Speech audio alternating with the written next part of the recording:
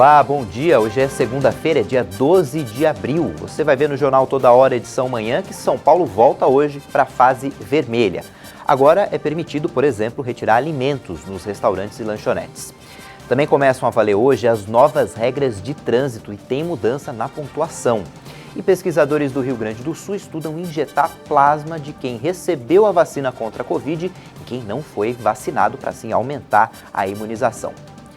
Várias cidades brasileiras registraram protestos contra a decisão do Supremo Tribunal Federal de que os governos regionais podem proibir as celebrações religiosas por causa da pandemia de coronavírus. Por 9 votos a 2, a maioria dos ministros do STF usou a ciência como justificativa para a decisão. Em Brasília, a Marcha da Família Cristã pela Liberdade reuniu centenas de pessoas. Com cartazes e faixas, os manifestantes caminharam até a sede do Congresso na capital federal. O movimento exige liberdade religiosa e denuncia o que chama de influência comunista. O protesto também apoia o presidente Jair Bolsonaro, que se opõe às restrições. Ele critica os pedidos para que a população fique em casa e entre em conflito com autoridades locais que impõem medidas de confinamento em uma tentativa de frear o avanço do vírus. Hoje é o último dia para quem teve o pedido da nova rodada do auxílio emergencial negado contestar a decisão. A contestação deve ser feita pelo site consultaauxilio.cidadania.gov.br. Só podem receber a rodada de pagamentos os trabalhadores que tinham o direito reconhecido ao auxílio em dezembro do ano passado. Ontem, a Caixa depositou os valores do auxílio nas contas digitais dos nascidos em março. A campanha de vacinação contra a gripe começa hoje em todo o Brasil. A imunização contra o vírus da influenza vai até o dia 9 de julho. Excepcionalmente, esse ano não vai começar com os idosos. Entre hoje e 10 de maio, as crianças, gestantes, mães que deram à luz recentemente, povos indígenas e profissionais da saúde podem se vacinar. Aí a segunda etapa da vacinação começa no dia 11 de maio, vai até o dia 8 de junho, aí sim os idosos poderão se vacinar, além dos professores. A terceira etapa inclui outros grupos prioritários e vai de 9 de junho até 9 de julho. O governo recomenda para que quem já puder tome primeiro a vacina contra o novo coronavírus e depois a da gripe. O intervalo entre a aplicação da segunda dose da vacina contra a Covid e da vacina contra a gripe deve ser de no mínimo 15 dias. As primeiras doses de vacinas produzidas pela Fundação Oswaldo Cruz com o IFA, o ingrediente farmacêutico ativo nacional, devem ser entregues ao Ministério da Saúde a partir de setembro. A previsão é do diretor de Biomanguinhos. Segundo Maurício Zuma, o prazo é longo porque há um processo obrigatório a ser seguido que inclui adequações nas instalações da unidade de Biomanguinhos. É difícil a gente prever números agora. O processo, como você perguntou, nós estamos finalizando as adequações nas instalações. Isso já foi bastante divulgado, inclusive, fotos lá e filmagem das áreas.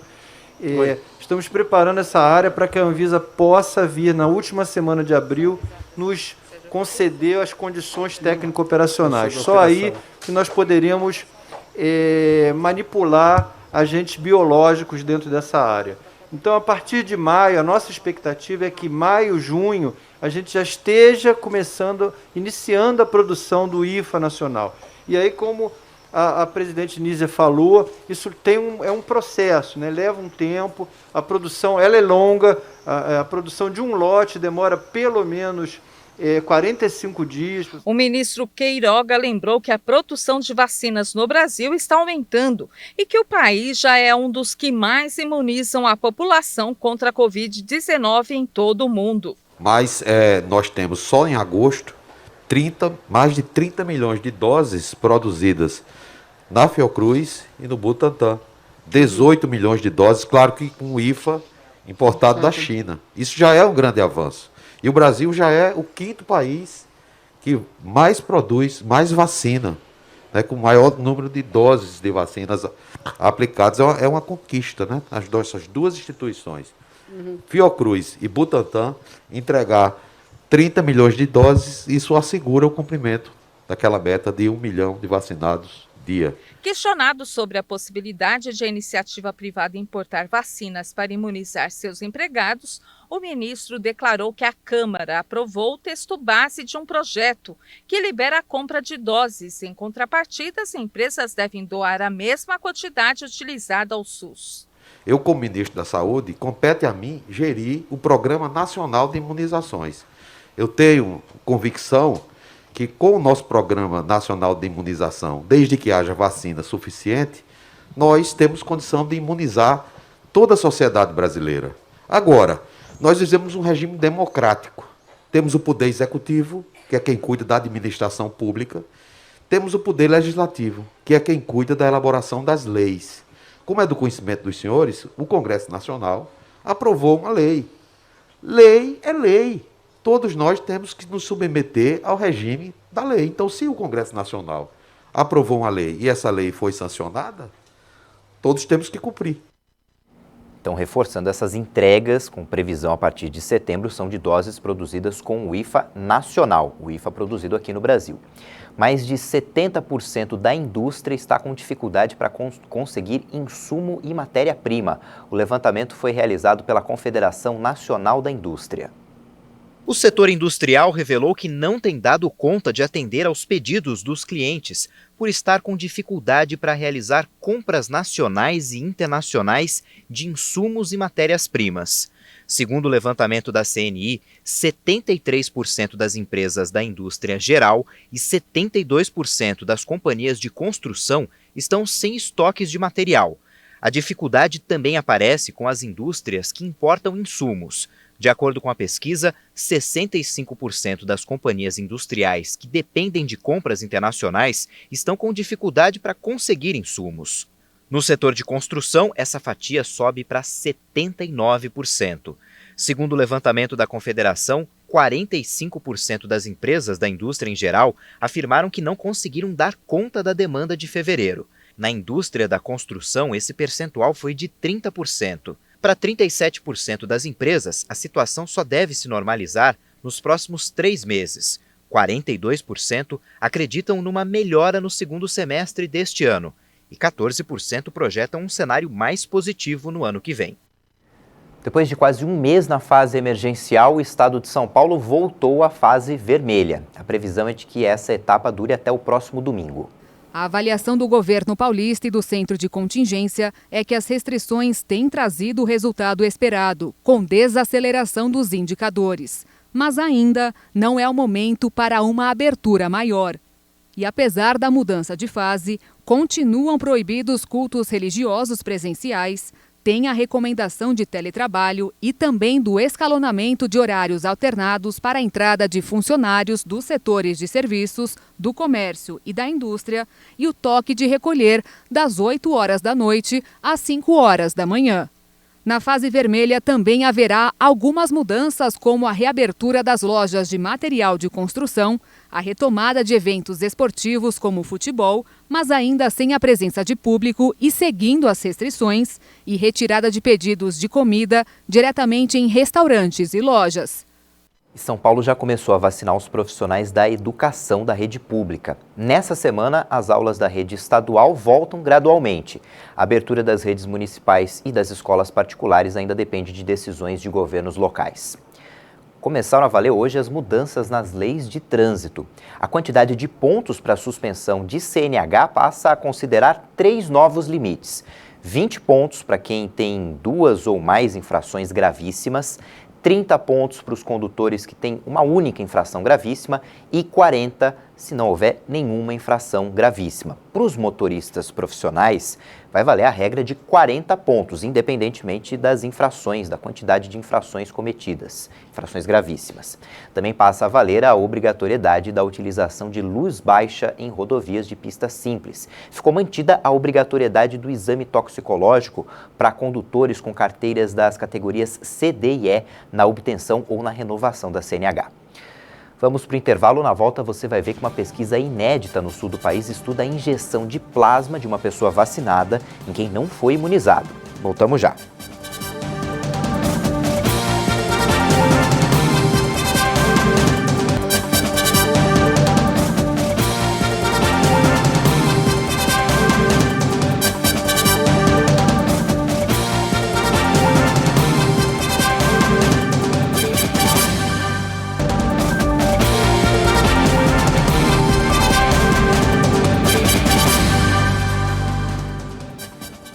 Estamos de volta a 8h44, horário de Brasília. Em grande parte do Brasil, o sol vai predominar, mas ainda tem risco de chuva moderada em algumas regiões. Então vamos ver a previsão do tempo para hoje em todo o país. Nesta segunda-feira, uma frente fria avança por alto mar na altura da costa da região sudeste e finalmente rompe o bloqueio atmosférico que estava atuando sobre a região. Chove a qualquer hora na região de Curitiba, no litoral do Paraná e na faixa litorânea paulista. É alto risco para temporais entre a tarde e a noite na capital de São Paulo e também sobre o Rio de Janeiro, assim como em áreas do extremo sul de Minas. O tempo volta a ficar firme com baixas temperaturas, principalmente pela manhã, em praticamente todas as áreas de Santa Catarina e também no Rio Grande do Sul. No interior do Paraná e no oeste e sul de Mato Grosso do Sul, a chuva será passageira. O tempo continua firme e sem chuva na segunda-feira na região de Vitória, em grande parte de Minas, incluindo Belo Horizonte, e desde o interior de São Paulo, passando por áreas do centro-oeste até o interior do estado da Bahia. As pancadas continuam acontecendo de forma frequente entre Maceió e a região de Belém e de Macapá. Já em Salvador, as pancadas serão passageiras e não apresentam risco de temporais. Em grande parte das outras áreas do país, o dia vai começar com bastante sol e deve chover entre a tarde e a noite, mas entre a região de Manaus, o Acre e a região de Porto Velho, as pancadas podem acontecer a qualquer hora com alto risco de temporais. Em São Paulo, mínima prevista de 18 graus e o dia começa com 20 graus no Rio de Janeiro. Máxima prevista de 30 graus em Belo Horizonte, faz 29 graus em Brasília e 34 graus em Campo Grande. A Pfizer e a BioNTech pediram às autoridades americanas autorização para o uso emergencial da vacina contra a Covid-19 para jovens entre 12 e 15 anos. As empresas também disseram em um comunicado que planejam fazer solicitações semelhantes a outras autoridades reguladoras ao redor do mundo nos próximos dias. Esse pedido à Administração de Alimentos e Medicamentos dos Estados Unidos é baseado em ensaios clínicos de fase 3 nessa faixa etária que mostraram 100% de eficácia, disseram as empresas. No final de março, a associação publicou os resultados de seus estudos realizados em 2.260 adolescentes que mostraram uma resposta imunológica robusta após a administração da vacina. O imunizante foi bem tolerado e os efeitos colaterais foram geralmente consistentes com os observados em pessoas de 16 a 25 anos.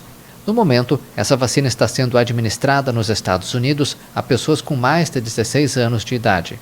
De acordo com especialistas, as crianças apresentam sintomas menos graves da Covid-19 e até agora não eram um grupo prioritário, mas representam uma proporção significativa da população e devem ser imunizadas para interromper as infecções.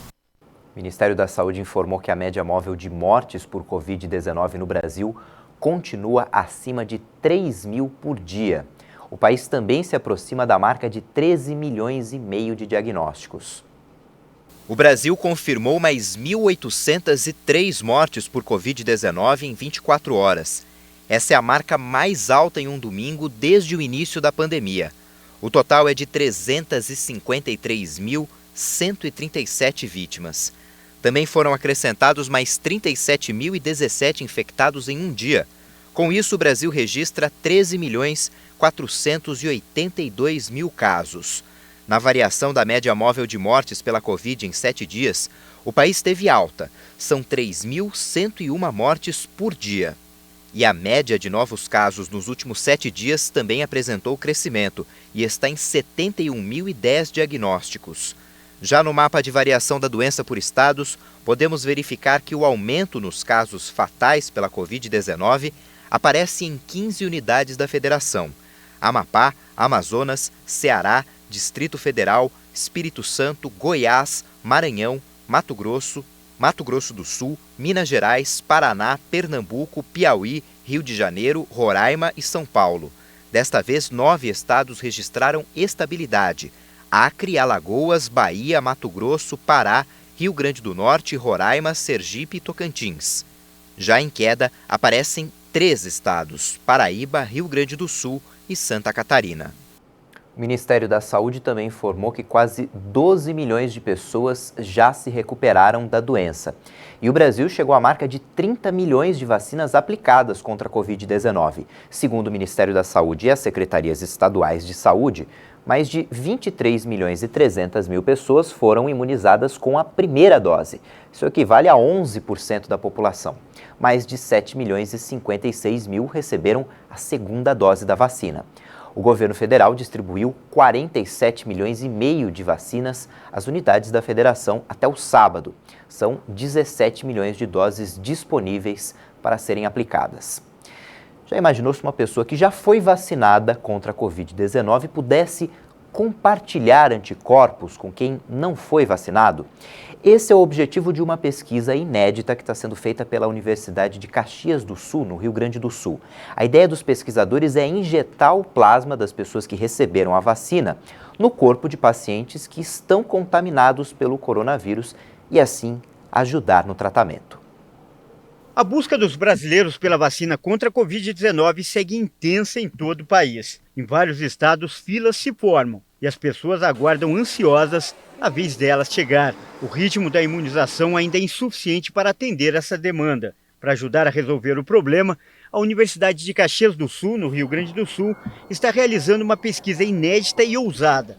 Fazer com que os efeitos da vacina no corpo de uma pessoa sejam compartilhadas com outra que nem se vacinou. Os doadores vão ser pessoas já com 2 doses da vacina, que já tenham passado 14 dias da última dose, e nós vamos fazer isso em pessoas que tenham mais de 40 anos e uma comorbidade, ou mais de 60 anos sem comorbidade, e que tenham a Covid há menos de 3 dias. O tratamento é baseado no plasma sanguíneo, que é considerado uma das maiores esperanças para a cura de pacientes que estão contaminados pela Covid-19. O método consiste na retirada de sangue de pessoas que já tiveram e se curaram da doença e, portanto, desenvolveram anticorpos.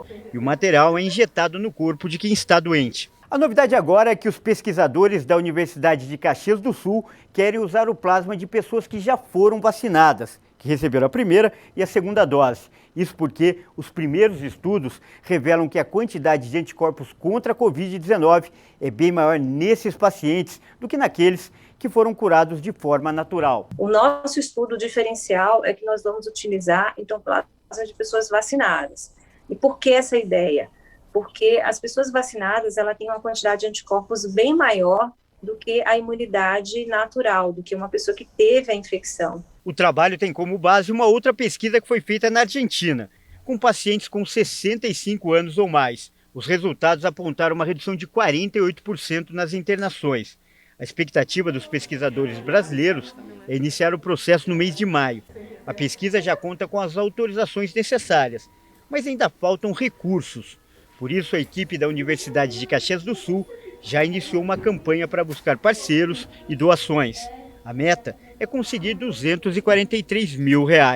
Então, a gente está nesse processo de arrecadação financeira para que as coisas comecem a acontecer.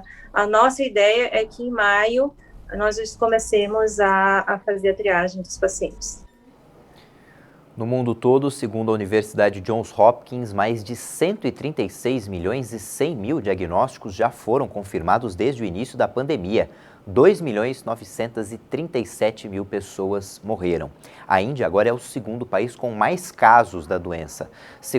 Durante a segunda onda de contaminação, o país registrou mais de 168 mil casos em um dia. Foram cerca de 938 mil casos registrados no período de 7 dias. A repressão das forças de segurança contra manifestantes pró-democracia em Mianmar matou mais de 700 civis desde o golpe militar. Pelo menos 80 pessoas perderam a vida na última sexta-feira. Mais de 700 civis morreram desde o golpe militar de fevereiro em Mianmar. Os números são da Associação de Ajuda aos Presos Políticos. A junta militar fala em um número menor, 248 mortos. Os manifestantes pró-democracia voltaram às ruas no domingo em várias cidades do país para protestar pacificamente. Alguns carregavam flores conhecidas como da Vitória e muitos realizavam a tradicional saudação de 3 dedos, um símbolo de resistência copiado da saga Jogos Vorazes. Os peruanos foram às urnas para escolher o próximo presidente do país e renovar o Congresso. O detalhe é que o país vive ainda um período de 5 anos marcados por crises políticas. Chegou a ter 3 presidentes em 5 dias em novembro do ano passado.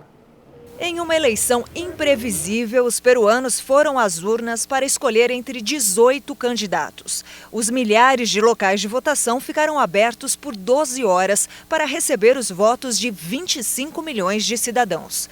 Enquanto a pandemia se acentua no Peru, peruanos fazem filas para votar e em frente a locais de venda ou doação de oxigênio na tentativa de conseguir uma recarga para um parente com Covid-19.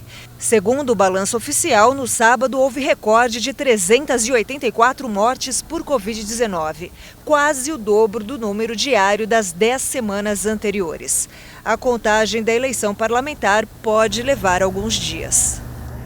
Nesse fim de semana teve eleição também no Equador. O candidato Guilherme Lasso, de direita, praticamente já foi eleito presidente. Ele está à frente na apuração das urnas e o adversário Andrés Araúz já reconheceu a derrota. O Flamengo venceu o Palmeiras nos pênaltis e conquistou a Supercopa do Brasil. O duelo em Brasília colocou frente a frente o rubro-negro, campeão do Brasileirão, e o Palmeiras, vencedor da Copa do Brasil.